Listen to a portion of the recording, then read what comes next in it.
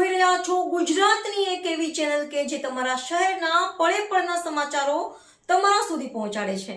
સ્વાગત છે આપનું A1 અભિક્રાઇમ ન્યૂઝમાં। હું છું એન્કર અર્પિતા પટેલ।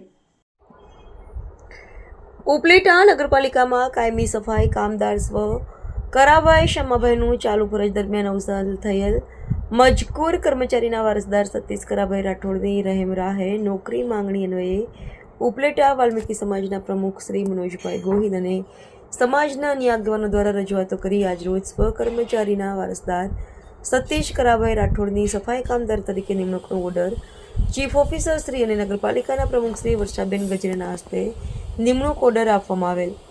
આ પ્રસંગે વાલ્મીકી સમાજના આગેવાનો શ્રી અરવિંદભાઈ રાઠોડ, સદસ્ય મયુર વાઘેલા, શાંતિભાઈ રાઠોડ, નાથાભાઈ વાઘેલા, દિનેશ વાઘેલા વગેરે ઉપસ્થિત રહ્યા હતા। રિપોર્ટર ભાવેશ ગોહિલ, ઉપલેટા।